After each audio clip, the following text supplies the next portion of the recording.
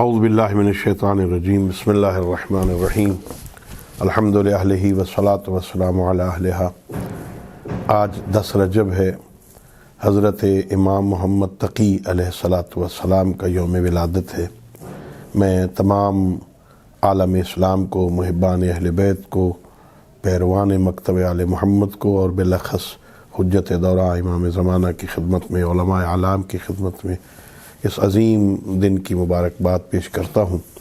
حضرت امام محمد تقی علیہ الصلاۃ والسلام ہمارے نویں امام ہیں اور آپ کی ولادت باسعادت 10 رجب 195 ہجری میں مدینہ منورہ میں ہوئی، اور امام علیہ الصلاۃ والسلام نے نہایت ہی مختصر زندگی اس دنیا میں گزاری ہے، لیکن آپ اپنے آباء و اجداد معصومین کی طرح صفات حمیدہ کے حامل تھے۔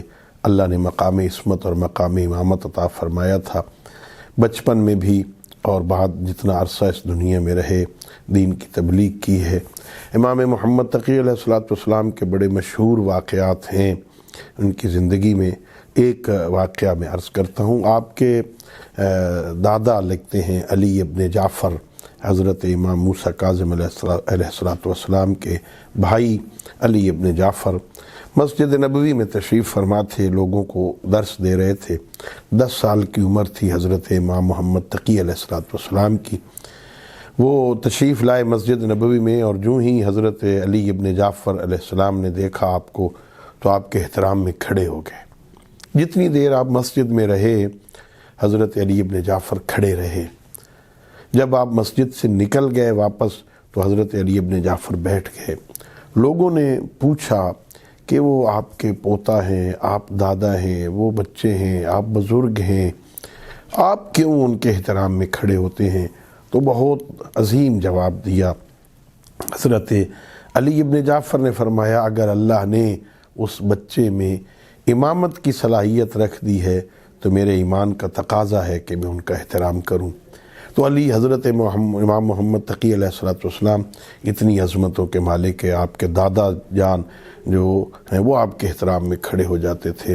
آپ نے بھی اپنی زندگی میں یوں ہی لوگوں کو دیگر ائمہ کی طرح اللہ کے دین کی طرف ہدایت کی ہے۔ ایک دفعہ راستے میں کھڑے تھے، اپنے زمانے کا بادشاہ وہاں سے گزرا، دوسرے بچے دیکھ کر بھاگنے لگ گئے کہ بادشاہ سلامت آ رہے ہیں، بچوں ہٹو۔ آپ اپنی جگہ پہ کھڑے رہے اور آپ نے جگہ نہیں چھوڑی۔